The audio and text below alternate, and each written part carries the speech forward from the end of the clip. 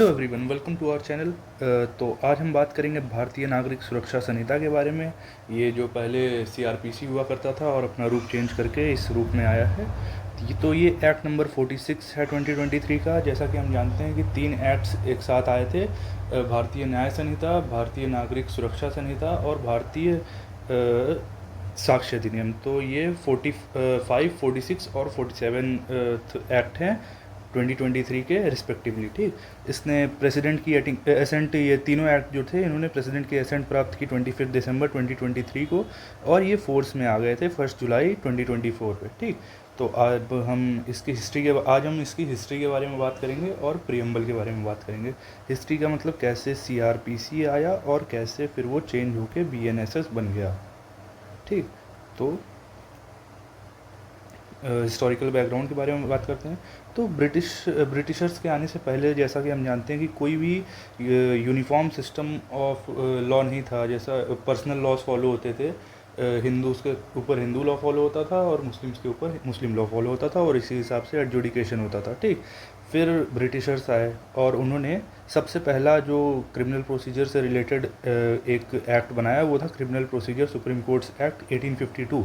ये presidency towns पर ही applicable था, पूरे इंडिया पे एप्लीकेबल नहीं था। ठीक, फिर इसके बाद इन्होंने ले आया एक क्रिमिनल प्रोसीजर कोड 1861 का। ये प्रोविंसेस पर सिर्फ एप्लीकेबल था, ये भी पूरे इंडिया पे एप्लीकेबल नहीं था। फिर इसके बाद एक 1865 में आता है हमारा high courts criminal procedure act. ये एप्लीकेबल था सिर्फ हाई कोर्ट्स पे, और मतलब लोअर कोर्ट्स पे एप्लीकेबल नहीं था ये। तो उसके बाद फिर ये पहला यूनिफॉर्म जो लॉ आता है क्रिमिनल प्रोसीजर के लिए, वो 1882 में आता है। इसका नाम रहता था criminal procedure code 1882, act number 10 of 1882। ठीक, लेकिन इसमें भी काफ़ी डिफेक्ट्स रहते हैं, तो इसको भी चेंज करके 1889 में एक नया कोड लाया जाता है, code of criminal procedure 1898, act number 5 of 1898। ठीक, ये काफ़ी टाइम तक एप्लीकेबल था, जैसा 1898 से लेके 1973 तक। लेकिन इसमें भी काफ़ी सारे अमेंडमेंट्स होते रहे 1923 में, और 1925 में मेजर अमेंडमेंट्स हुए थे इसमें। इसके बाद फिर अपना कॉन्स्टिट्यूशन ऑफ इंडिया फोर्स में आता है, जैसा कि हम सब जानते हैं 26 जनवरी 1950 को। ठीक, तो इसने इन्फ्लुएंस किया कि एक नया क्रिमिनल प्रोसीजर का कोड होना चाहिए, और जिसमें अपने कॉन्स्टिट्यूशन की भी कुछ झलक होनी चाहिए, या फिर कुछ बातें इंस्पायर होनी चाहिए कॉन्स्टिट्यूशन से भी। तो लॉ कमीशन का गठन किया गया। चेयरमैन थे जस्टिस जे.एल. कपूर साहब, और उन्होंने अपनी रिपोर्ट दी 26 सितंबर 1958 को, और फिर एक और रिपोर्ट दी सितंबर 1969 में। ठीक, फिर उन रिकमेंडेशंस को देखते हुए एक ड्राफ्ट बिल तैयार किया गया 1970 का, और राज्यसभा में इसको इंट्रोड्यूस किया गया ऑन 10 दिसंबर 1970।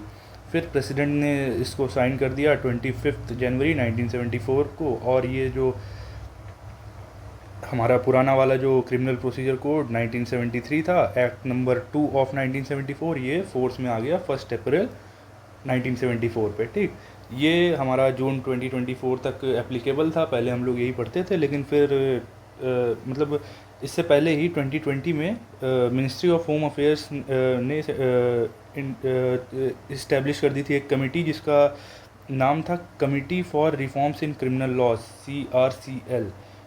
NLU दिल्ली में इसको इस्टेब्लिश किया गया था, और ये इसका काम यह था कि ये जो भी पुराने मतलब कोड थे उनको रिपील करने के लिए जो भी नए लॉज बनेंगे उनको ड्राफ्ट करे। ऑन 11 अगस्त 2023 3 नए बिल इंट्रोड्यूस किए गए होम मिनिस्टर अमित शाह जी के द्वारा। Repealing colonial era criminal major acts, IPC, CRPC और एविडेंस, इनको रिपील करते हुए 3 नए बिल्स इंट्रोड्यूस किए गए, भारतीय न्याय संहिता, भारतीय नागरिक सुरक्षा संहिता और भारतीय साक्ष्य अधिनियम। ठीक, लेकिन स्टैंडिंग कमेटी के कुछ रिकमेंडेशंस के चलते इसको विड्रॉ कर लिया गया था 12 दिसंबर 2023 को। फिर उसी दिन एक बिल, दूसरा बिल भी इंट्रोड्यूस कर दिया गया था, जिसको जो नहीं ब्रैकेट में सेकंड लिख के, जैसे भारतीय न्याय संहिता सेकंड, तो वो इंट्रोड्यूस किया गया।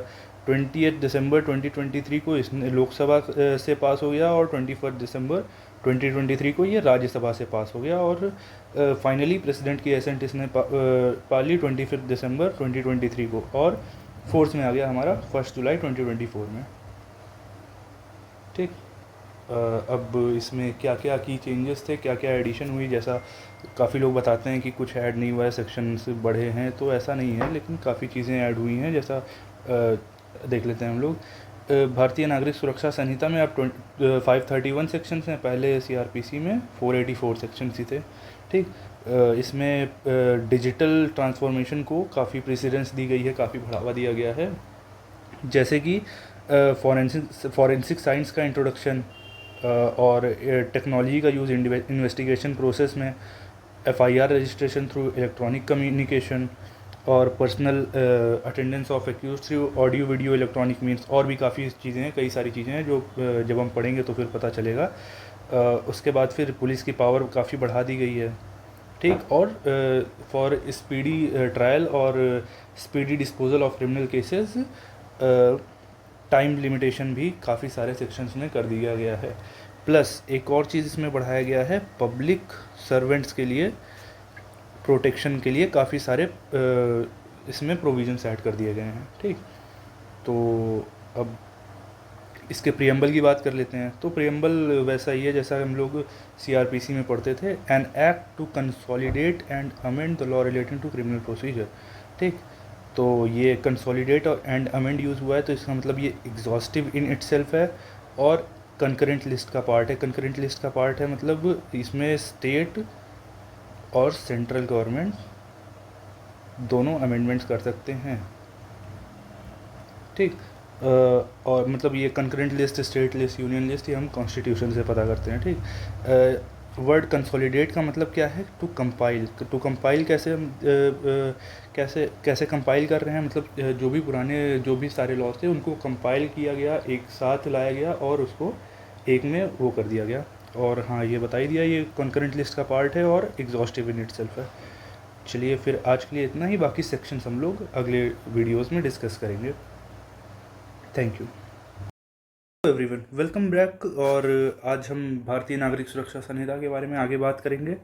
तो एक भाई ने कहा था कि इम्पोर्टेंट फीचर्स ऑफ बीएनएसएस बता दीजिए, तो इसके इम्पोर्टेंट फीचर्स क्या क्या हैं वो देख लेते हैं हम, और फिर हम आज इसका पहला सेक्शन यानी सेक्शन 1 करेंगे। तो इसके इम्पोर्टेंट फीचर्स क्या क्या हैं, एक्यूज़ के राइट्स को प्रोटेक्ट करने की बात करता है ये, कैसे टाइमली ट्रायल की बात करता है, legal representation and protection against unlawful detention की बात करता है ये, टाइमली ट्रायल जैसे कहा जाता है justice delayed is justice denied, तो मतलब एक्यूज़ को काफ़ी उससे इफेक्ट होता है, तो एक्यूज़ के राइट्स को ये इस तरीके से प्रोटेक्शन की बात करता है। ठीक। और ट्रांसपेरेंसी की बात करता है, ensures that trial process is open and accountable है, ओपन है और अकाउंटेबल है, इस ये इंश्योर करता है, और इनजस्टिस प्रिवेंट करने में भी हेल्प करता है, हेल्प मतलब बात करता है इनजस्टिस प्रिवेंट करने की, और प्रोसीजरल अब्यूज़ को भी प्रिवेंट करने की बात करता है ये भारतीय नागरिक सुरक्षा संहिता। और प्लस ये बात हमने पिछली क्लास में बताई थी कि टेक्नोलॉजी का यूज़ और फोरेंसिक एविडेंस के यूज़ की बात करता है, ऑडियो वीडियो इलेक्ट्रॉनिक मीन्स ये और इलेक्ट्रॉनिक कम्युनिकेशन, ये दोनों चीज़ें नई ऐड हुई हैं डेफिनेशन में भी और कई सारे प्रोविजंस में भी। आगे जैसे हम बात करेंगे तो फिर इसके बारे में भी जान जाएंगे। ठीक। पुलिस की पावर्स इंक्रीज़ हो गई हैं, ये भी हमने बताया था लास्ट वीडियो में। और protection to public servant, public servants को भी काफ़ी प्रोटेक्शन प्रोवाइड कर दिया गया है। तो ये कुछ इंपॉर्टेंट फीचर्स थे भारतीय नागरिक सुरक्षा संहिता के। प्रियम्बल के बारे में हम कल बात कर ही चुके हैं। और अब हम इसके पहले सेक्शन पे आ जाते हैं जो बात करता है short title, extent and commencement की। ठीक। इसका शॉर्ट टाइटल क्या होगा, शॉर्ट टाइटल हम सबको पता है, भारतीय नागरिक सुरक्षा संहिता 2023 का ये एक्ट है, यही इसका नाम होगा। और प्लस इस जो भी प्रोविजंस है इस संहिता के, other than related to 9, 11 and 12, 9, 11 और 12 ये 3 चैप्टर छोड़ के स्टेट ऑफ नागालैंड और ट्राइबल एरियाज पे अप्लाई नहीं होंगे। चैप्टर 9 किस बारे में बात करता है, security for keeping peace and good behaviour, ये सेक्शन 125 से लेके 143 तक है। ये बात करता है, चैप्टर 11 बात करता है maintenance of public piece and tranquillity की, और चैप्टर 12 जो है वो बात करता है प्रिवेंटिव एक्शन बाय पुलिस की। तो ये सारे जो भी चैप्टर्स हैं ये पब्लिक पॉलिसी को मेंटेन करने की बात करते हैं, इसीलिए इनको एप्लीकेबल किया गया है स्टेट ऑफ नागालैंड पे और ट्राइबल एरियाज़ पे। अब ट्राइबल एरियाज़ कौन कौन से हैं ये हमें एक्सप्लेनेशन से पता कर चलता है। एक्सप्लेनेशन पढ़ लेते हैं। In this section tribal areas means territories which immediately before 21st of day of January 1972 were included in tribal areas of Assam as referred in paragraph 20 of 6th schedule of Constitution of India, other than those within the local limits of municipality of Shillong।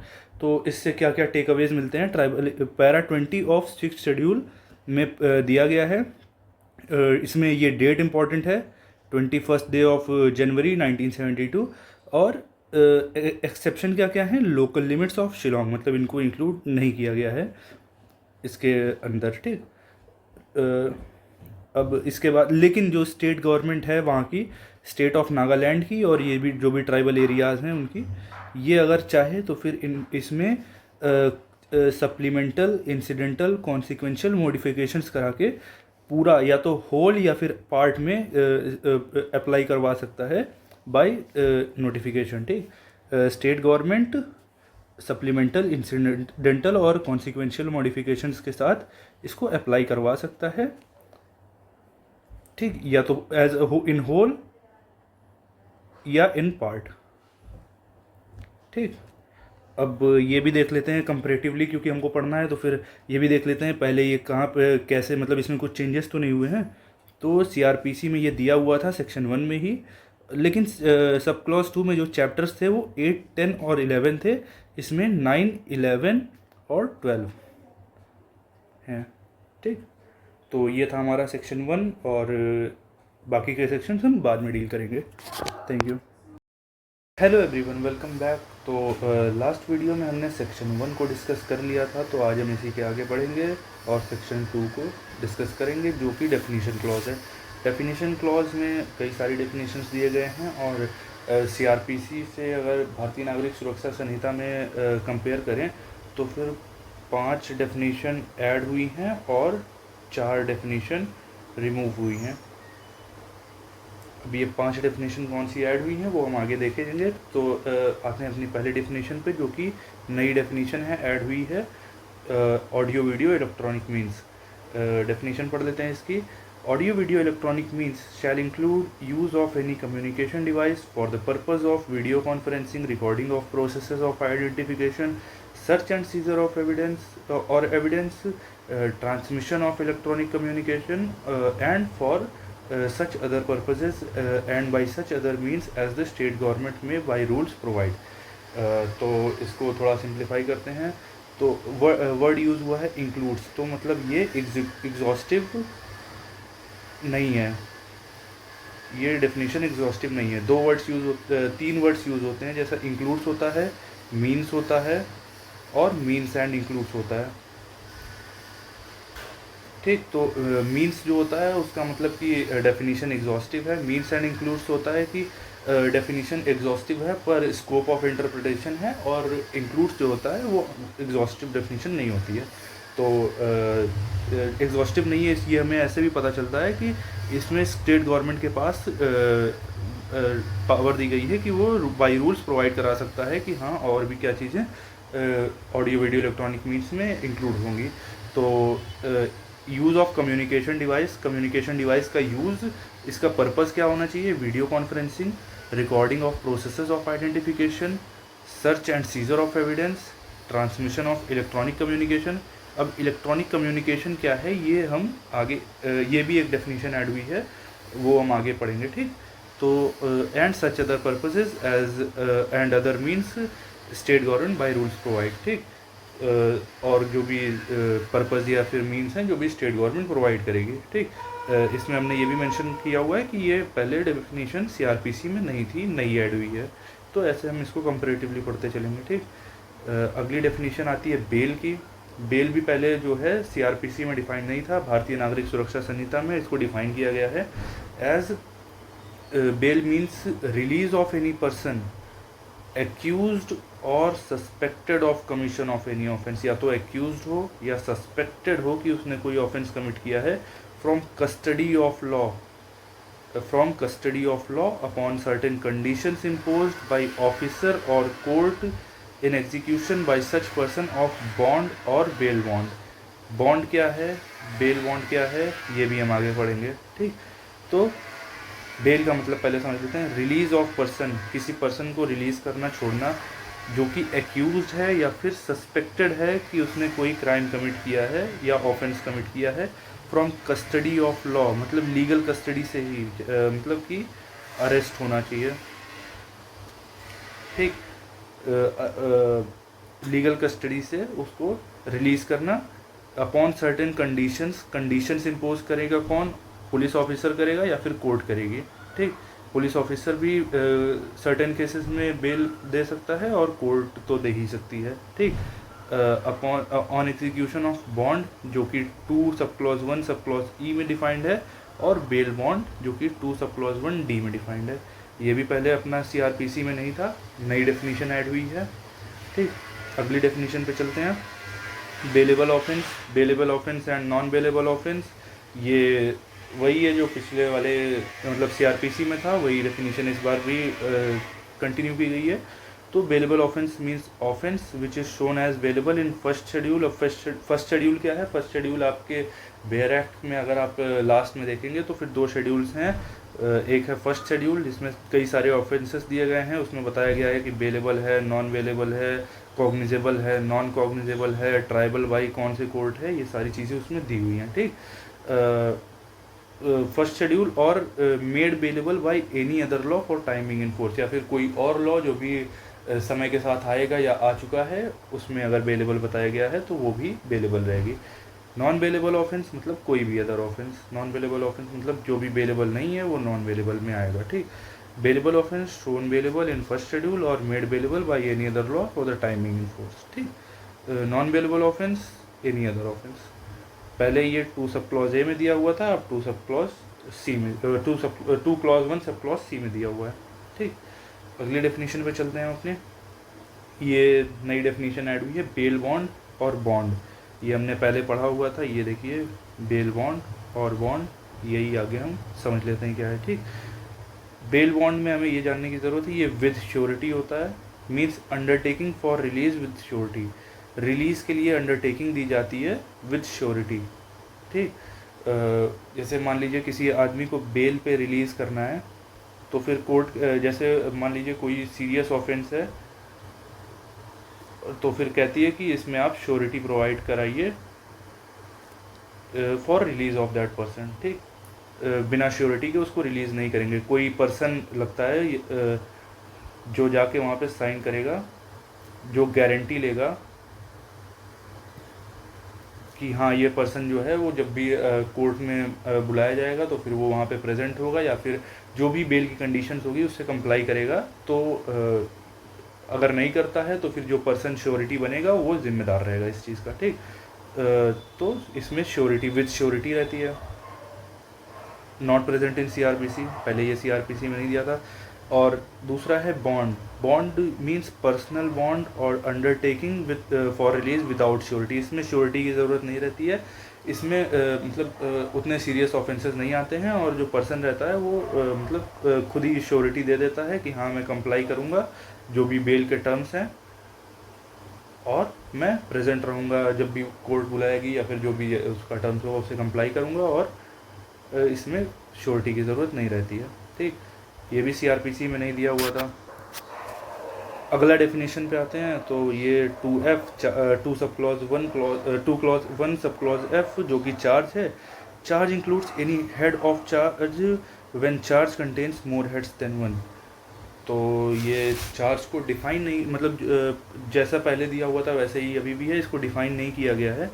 और ये बताया गया है कि charge include क्या करता है, any head of charge when charge contains more heads than 1। जैसे मान लीजिए कई सारे चार्जेस हैं, तो जो हेड ऑफ मतलब हेड ऑफ चार्ज होगा उसको भी इसमें चार्ज में इंक्लूड किया जाएगा। ठीक, मतलब जो भी मोस्ट सीरियस वाला होगा उसको हेड ऑफ चार्ज बना दिया जाएगा, बाकी सारे चार्जेस जो होंगे वो उसके अंडर में आएंगे।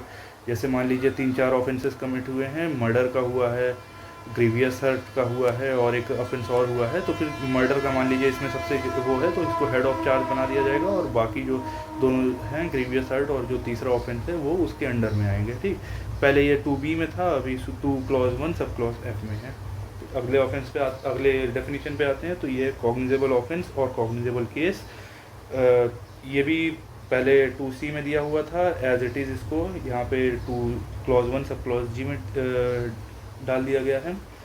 तो कॉग्निजेबल ऑफेंस होता क्या है? कॉग्निजेबल ऑफेंस वो ऑफेंस होते हैं जिसमें पुलिस ऑफिसर जो है अरेस्ट कर सकता है विदाउट वारंट, बिना किसी कोर्ट की परमिशन के या वारंट के अरेस्ट कर सकता है in accordance with first schedule. यहाँ भी फर्स्ट शेड्यूल आ गया है, or under any other law for the timing in force. ठीक, पुलिस ऑफिसर जो है अपने वो अरेस्ट करेंगे without warrant in accordance with first schedule or any other law. First schedule में दिया हुआ है कि कौन से ऑफेंसेस कॉग्निजेबल हैं और कौन से नॉन कॉग्निजेबल हैं। ठीक, तो उसी हिसाब से पुलिस ऑफिसर जो है वो देख के ये करेगा कि हाँ इसमें इसको अरेस्ट करना है विद वारंट या फिर मजिस्ट्रेट की विदाउट वारंट या फिर मजिस्ट्रेट की परमिशन की रिक्वायरमेंट है। ठीक, इसके बाद अपना आता है कंप्लेंट। कंप्लेंट 2H में दिया प्रोवाइड किया हुआ है। Complaint means any allegation made orally or in writing to the magistrate with view of his taking any action. ये मेन ऑब्जेक्ट है, view of his taking any action, कि भाई कोई एक्शन आप लीजिए under this sanhita for that some person, वो person known हो या अननोन हो, इससे मतलब नहीं है, has committed an offence but does not include police report. Police report को इंक्लूड नहीं करता है। पुलिस रिपोर्ट क्या होती है ये भी हम आगे डेफिनेशन में पढ़ेंगे। ठीक, पहले हम इसको समझ लेते हैं फिर एक्सप्लेनेशन पे आएंगे। ठीक, allegation, complaint means an allegation made orally और राइटिंग, ओरल भी हो सकती है, राइटिंग में भी हो सकती है। मजिस्ट्रेट साहब को मेन ऑब्जेक्ट क्या है कि वो कोई एक्शन लें against some person whether known or unknown that he has committed any offence. ठीक, अब मतलब कि उसने कोई ऑफेंस कमिट किया हुआ है। ठीक, एक्सप्लेनेशन पे आते हैं। Report made by police officer in the case which discloses and after investigation the commission of non cognizable offence shall be deemed to be a complaint police and the police officer by whom such a report is made shall be deemed to be a complainant। अब ये क्या दिया हुआ है भाई? तो report जैसे मान लीजिए किसी ने सबमिट करी कि ये कॉग्निजेबल ऑफेंस कमिट हुआ है, मतलब FIR रजिस्टर कराई किसी ने पुलिस स्टेशन पे जाके, लेकिन बाद में इन्वेस्टिगेशन पे पता चलता है कि ये नॉन कॉग्निजेबल ऑफेंस है, turns out that it is a non cognizable offence, तो इसको डीम्ड कंप्लेंट माना जाएगा। उसको मतलब हाँ ये बता देते हैं पहले कि FIR जो होती है वो कॉग्निजेबल ऑफेंस की ही होती है और कंप्लेंट जो होती है वो कॉग्निजेबल और नॉन कॉग्निजेबल बोथ की, दोनों की होती है। ठीक, तो जैसे मान लीजिए रिपोर्ट सबमिट की गई कि हाँ भाई कॉग्निजेबल ऑफेंस कमिट हुआ है किसी के साथ, मतलब FIR सबमिट किया गया, तो बाद में ये पता चलता है इन्वेस्टिगेशन पे कि ये नॉन कॉग्निजेबल ऑफेंस है, तो उसको डीम टू बी कंप्लेंट माना जाएगा। और जो पुलिस ऑफिसर जिसने वो रिपोर्ट लिखी है, FIR जिसने दर्ज किया है, वो कंप्लेनेंट माना जाएगा, deem to be a complainant. ठीक, ये पहले सेक्शन 2D में दिया हुआ था, अभी section 2 clause 1 sub clause H में दिया हुआ है। ठीक, अब आते हैं ये जो हमने ऑडियो वीडियो इलेक्ट्रॉनिक मीन्स में एक पढ़ा था ना इलेक्ट्रॉनिक कम्युनिकेशन के बारे में, उसकी डिफिनीशन पे आते हैं। तो 2 क्लॉज I में दिया हुआ है ये electronic communication means communication of any written, verbal, pictorial information or video content transmitted or transferred whether from one person to another or from a device to another or from person to a device by means of an electronic device including telephone, mobile phone, other wireless telecommunication device, computer, audio video player, camera or other electronic device or electronic form as may be specified by notification by central government। उसमें state government था, इसमें central government है। ठीक, तो इस definition को समझ लेते हैं। इलेक्ट्रॉनिक कम्युनिकेशन मतलब क्या होता है? रिटन, वर्बल या पिक्टोरियल इन्फॉर्मेशन या वीडियो कंटेंट ट्रांसमिट किया गया है या ट्रांसफ़र किया गया है एक पर्सन से दूसरे पर्सन को, एक डिवाइस से दूसरे डिवाइस पे, या एक पर्सन से किसी डिवाइस पे या किसी डिवाइस से किसी पर्सन को अब मीन्स क्या होगा इस ट्रांसफ़र का, bye means of electronic device, यहाँ भी इंक्लूडिंग दिया हुआ है, मतलब कि एग्जॉस्टिव नहीं है, ठीक। Including telephone, mobile phone, other wireless telecommunication device, computer, audio video player, camera, या फिर कोई और electronic device central government specify करेगी, ठीक। तो ये भी जो डिजिटल वाला जो भी पार्ट इंक्लूड किया गया है भारतीय नागरिक सुरक्षा संहिता में, उसी का एक पार्ट उसी को आगे बढ़ाते हुए एक सेक्शन ऐड किया गया है, और पहले ये सीआरपीसी में नहीं डिफाइंड था, ठीक। अगला आता है अपना high court 2 clause 1 sub clause जे में दिया हुआ है। ये भी सीआरपीसी में जैसा दिया हुआ था वैसे ही है, मतलब 2E में था, यहाँ पे 2 क्लॉज 1 सब क्लॉज जे में दिया हुआ है, ठीक। किसी स्टेट के लिए high court of that state, किसी यूनियन टेरिटरी के लिए वो हाई कोर्ट ऑफ स्टेट जिसकी ज्यूरिसडिक्शन एक्सटेंड कराई गई है उस यूटी के लिए, ठीक। और अगर कोई यूनियन टेरिटरी है जिसके लिए एक्सटेंड नहीं कराई गई है ज्यूरिसडिक्शन किसी स्टेट के हाई कोर्ट की, तो फिर highest court of criminal appeal जो होगा of the territory other than supreme court के अलावा जो भी हाईएस्ट कोर्ट होगा क्रिमिनल अपील का, वो हाई कोर्ट माना जाएगा। हाँ, तो देख लेते हैं स्टेट के लिए high court of that state, union territory के लिए हाई कोर्ट ऑफ स्टेट जिसकी ज्यूरिसडिक्शन एक्सटेंड कराई गई है, ठीक। यूनियन टेरिटरी ज्यूरिसडिक्शन एक्सटेंड नहीं कराई गई है तो सुप्रीम कोर्ट के अलावा और कोई भी जो हाईएस्ट कोर्ट ऑफ अपील होगा वो माना जाएगा, ठीक। अगला आता है हमारा इंक्वायरी पढ़ने से पहले ये ध्यान देते हैं कि स्टेजेस ऑफ क्रिमिनल केस क्या क्या होते हैं, ठीक। पहले इन्वेस्टिगेशन होता है, फिर इंक्वायरी होती है, फिर होता है ट्रायल, ठीक। इन्वेस्टिगेशन, इंक्वायरी और ट्रायल, बट डेफिनेशन जो है अपनी अल्फ़ाबेटिकल ऑर्डर में है, तो पहले हम इंक्वायरी को पढ़ेंगे, ठीक। 2K में दिया हुआ है ये inquiry means every inquiry other than trial को इंक्लूड नहीं करती है, कंडक्टेड अंडर दिस संहिता बाय मजिस्ट्रेट और कोर्ट। इसको सिर्फ मजिस्ट्रेट और कोर्ट ही कर सकते हैं, पुलिस ऑफिसर या कोई अदर पर्सन नहीं कर सकता है, ठीक।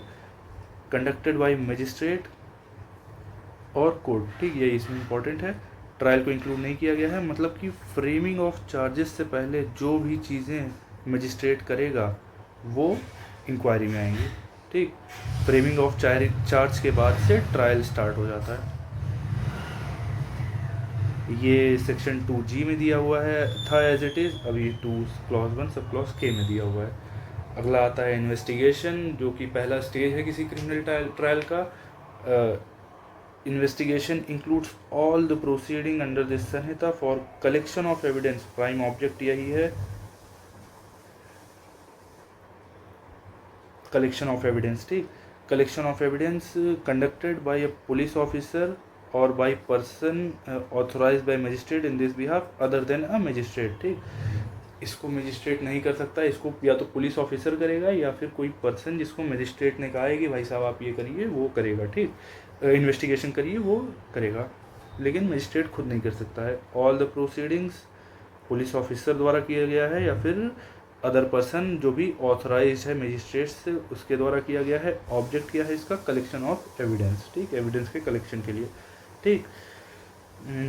अब इसमें एक एक्सप्लेनेशन ऐड हो गया है, ठीक। where any provision where any of the provisions of the special act are inconsistent with the provisions of this Samhita, provisions of special act prevail करेगा, ठीक।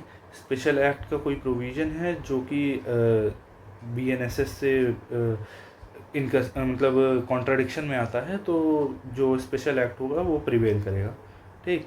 ये पहले सेक्शन 2H में दिया हुआ था CRPC के, अभी ये 2L में दिया हुआ, 2 क्लॉज 1 सब क्लॉज L में दिया हुआ है भारतीय नागरिक सुरक्षा संहिता के, और एक्सप्लेनेशन ऐड कर दिया गया है, ठीक। पहले ये एक्सप्लेनेशन नहीं था, अब ऐड हुआ है। इसके बाद आता है हमारा जुडिशल प्रोसीडिंग। पहले 2 सब क्लॉज I में था, अभी 2 क्लॉज 1 सब क्लॉज M में दिया हुआ है। includes all any proceedings in the course of which evidence may be legally taken on oath, evidence जिसमें legally oath पे लिया जा सके, ठीक। इसमें जनरली सारी मतलब होल प्रोसीडिंग आती है फ्रॉम फाइलिंग ऑफ कंप्लेंट से लेके डिसीजन ऑफ कोर्ट तक, ठीक। सारी चीज़ें जुडिशल प्रोसीडिंग कहलाती हैं। अब एक चीज़ और इसमें इम्पोर्टेंट है, investigation is not judicial proceeding, inquiry and trial is judicial proceeding. ठीक, इंक्वायरी और ट्रायल जुडिशियल प्रोसीडिंग है, लेकिन इन्वेस्टिगेशन नहीं है। Local jurisdiction 2 clause n।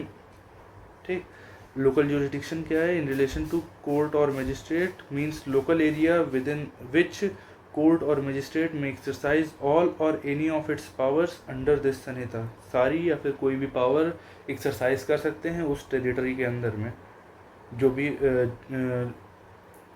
Whole मतलब पूरा स्टेट भी हो सकता है, मतलब जैसे ये एक स्टेट है, ये यहाँ पूरी जगह भी हो सकती है या फिर कोई पार्ट भी हो सकता है इसका। ठीक, होल और any part of state, state government बताएगी बाय नोटिफिकेशन। इसमें इंपॉर्टेंट यही है कि स्टेट गवर्नमेंट बताएगी by notification. Local area court और मजिस्ट्रेट एक्सरसाइज करेगी ऑल और एनी ऑफ इट्स पावर पूरे स्टेट में या area as the state government specify. ठीक, इसके बाद फिर कुछ छोटी मोटी डिफिनीशंस रह जाती हैं हमारी। 2 क्लॉज ओ में दिया हुआ है non cognizable offence. Cognizable offence हमने पढ़ा था, उसी का अपोजिट है। ठीक, नॉन कॉग्निजेबल ऑफेंस और नॉन कॉग्निजेबल केसेस, इसमें क्या है? Police officer has no authority to arrest without warrant, मतलब अरेस्ट नहीं कर सकता है। पहले ये 2L में दिया हुआ था CRPC के, अभी 2O clause 1 sub clause O में दिया हुआ है। ठीक, इसके बाद आता है 2 clause 1 sub clause P notification. जो भी ऑफिशियल गैजेट में पब्लिश किया जाएगा वो नोटिफिकेशन का है, मतलब या तो जैसा स्टेट गवर्नमेंट ऑफिशियल नोटिफिकेशन मतलब ऑफिशियल गैजेट में, या फिर सेंट्रल गवर्नमेंट जो भी ऑफिशियल गैजेट में पब्लिश करेगी वो नोटिफिकेशन होगा, जैसा भी दिया होगा ये भारतीय नागरिक संहिता में दिया होगा उस हिसाब से। ठीक, पहले ये 2M में था, अभी 2 क्लॉज 1 सब क्लॉज P में है। इसके बाद आता है हमारा ऑफेंस की definition. Offence 2 clause 1 sub clause Q में है। ऑफेंस मीन्स एक्ट और omission which are made punishable by any law for the timing in force. कोई भी एक्ट या ओमिशन, कोई भी एक्ट या ओमिशन जो कि पनिशेबल बनाया गया है किसी लॉ में फॉर द टाइमिंग फोर्स, इसको हम IPC भी कह सकते हैं, या फिर कोई भी ऐसे लॉज जिसमें क्रिमिनल प्रोविजन दिए हुए हैं, पिनल प्रोविजंस दिए हुए हैं, जैसे मान लीजिए पॉस्को में दिया हुआ है। ठीक, और भी कई सारे लॉज हैं जिसमें ऐसे दिया हुआ है, पनिशमेंट्स दी हुई हैं, तो उनको माना जाएगा ऑफेंस। या फिर complaint under section 20 of cattle trespass act 1871, इसको भी कंप्लेंट माना जाएगा और इसको भी ऑफेंस माना जाएगा। ठीक, तो सेक्शन 2N में था पहले CRPC में, अब 2 क्लॉज 1 सब क्लॉज Q में है। इसके बाद officer incharge of a police station. Officer incharge of a police station कौन होगा? ऑफिसर इंचार्ज के एब्सेंस में कांस्टेबल के रैंक के ऊपर, या ये इंपॉर्टेंट है, कांस्टेबल के रैंक के ऊपर, या फिर स्टेट गवर्नमेंट जिसको भी डायरेक्ट कर देगी जो भी प्रेजेंट होगा। ठीक, या तो कांस्टेबल के रैंक से ऊपर हो या फिर स्टेट गवर्नमेंट डायरेक्ट करेगी। ठीक, तो पहले ये 2 क्लॉज O में था, अभी 2 sub clause 1 sub clause R में दिया हुआ है। Place means house, building, tent, vehicle, vessel. Place में क्या क्या आएगा? House, building, tent, vehicle, vessel. ठीक, ये भी छोटी सी ऐसी डेफिनेशन है। अभी 2 क्लॉज 1 सब क्लॉज S में है, पहले 2 सब क्लॉज P में थी। ठीक, पुलिस रिपोर्ट जो भी रिपोर्ट फॉरवर्ड की जाएगी पुलिस ऑफिसर के द्वारा मजिस्ट्रेट को 193 सब क्लॉज 3 में। ठीक, ये हमने कंप्लेंट की भी डेफिनेशन में पढ़ा था, उसमें लिखा हुआ था ना, does not include police report, तो वो यही पुलिस रिपोर्ट है। ठीक, 193 सब क्लॉज 3 में। पहले ये 2 क्लॉज R में था, और 173 में पहले पुलिस रिपोर्ट बताई गई थी, अभी 193 सब क्लॉज 3 में है, और ये 2 क्लॉज 1 सब क्लॉज T में दिया हुआ है। ठीक, फिर आता है हमारा पुलिस स्टेशन मतलब पोस्ट या प्लेस डिक्लेयर्ड जनरली और स्पेसिफिकली, या फिर local area specified by state government specify करेगी इन दैट बिहाफ। इसमें ये याद रखना है कि हाँ, स्टेट गवर्नमेंट स्पेसिफाई करेगी। पहले ये 2U में दिया हुआ था, अभी ये 2U में दिया हुआ है, पहले ये 2 क्लॉज S में दिया हुआ था। फिर आता है हमारा पब्लिक प्रोसिक्यूटर। पब्लिक प्रोसिक्यूटर क्या है? पब्लिक प्रोसिक्यूटर सेक्शन 18 में अपॉइंट किए जाते हैं या फिर उनके अंडर में कोई भी पर्सन एक्ट कर रहा हो वो भी पब्लिक प्रोसिक्यूटर के डेफिनेशन में आएगा। ठीक, पहले ये सेक्शन 2 सब क्लॉज यू में दिया हुआ था, अभी 2 क्लॉज 1 सब क्लॉज वी में दिया दिया हुआ है। और पहले ये अभी ये सेक्शन 18 में है, पहले 24 में दिया प्रोविजन इसके दिए हुए थे। उसके बाद सब डिवीज़न क्या है? सब डिवीज़न ऑफ डिस्ट्रिक्ट, इसको हम सेक्शन 7 से लिंक करके पढ़ते हैं। उसमें डिवीज़न ऑफ डिस्ट्रिक्ट्स के बारे में बात करता है कि कैसे डिवीज़न होगा। ठीक, अभी ये 2 सब क्लॉज वी में, पहले ये 2 सब क्लॉज वी में डिफाइंड था, अभी 2 क्लॉज 1 सब क्लॉज डब्ल्यू में डिफाइंड है। ठीक, इसके बाद आता है समन्स केस। समन्स केस को ऐसे मतलब डिफाइन किया गया है कि not being warrant case. Not being warrant case. ठीक, वारंट केस क्या है हमारा? वारंट केस है जिसकी पनिशमेंट डेथ, लाइफ या फिर 2 साल से ज़्यादा की हो। तो मतलब हम ये कह सकते हैं कि समन्स केस वो होंगे जिसमें पनिशमेंट लेस देन 2 ईयर्स होगी। ठीक, पहले ये 2 क्लॉज डब्ल्यू में था, अभी 2 sub clause 1 sub clause x में है। ठीक, फिर डेफिनेशन आती है विक्टिम की।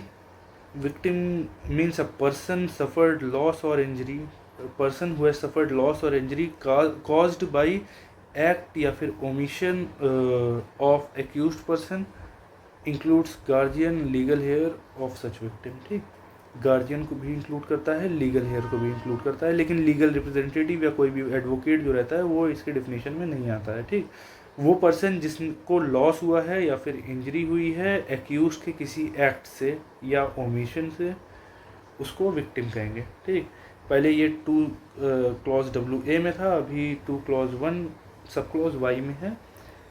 अब पहले वर्ड्स ऐसे यूज़ किए गए थे कि इंक्लूड्स एक्ट और omission for which accused person is charged, अभी कैसे कॉज्ड बाय एक्ट और ओमिशन ऑफ एक्यूज्ड पर्सन ऐसा दिया हुआ है। ठीक, तो थोड़ा सा वर्ड्स में चेंज किया गया है।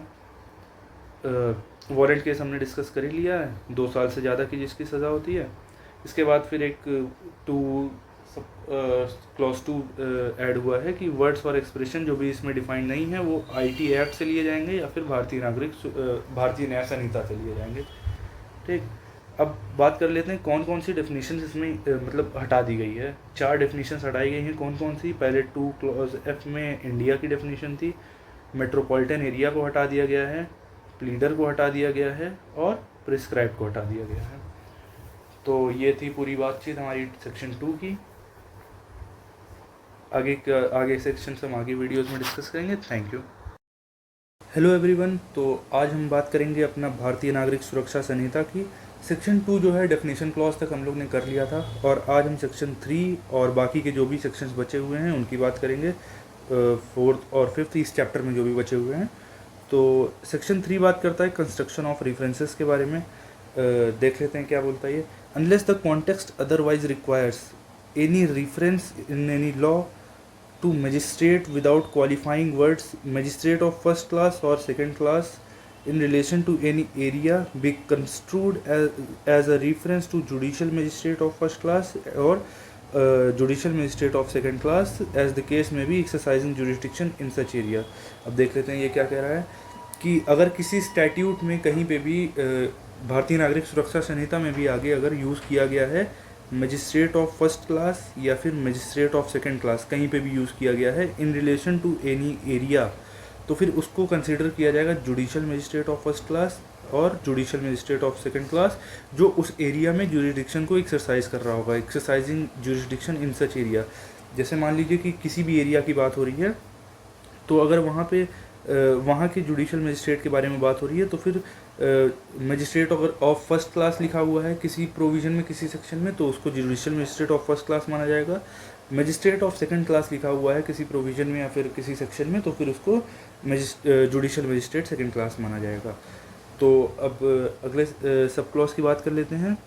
Where under any law other than this sanhita, इस संहिता के अलावा functions exercisable by magistrate related to matters which involves appreciation or sifting of evidence, formulation of any decision which exposes any person to any punishment or penalty or detention in custody pending investigation, inquiry or trial or would have effect of sending him for trial before any court, they shall subject to the provision of this Samhita be exercised by judicial magistrate।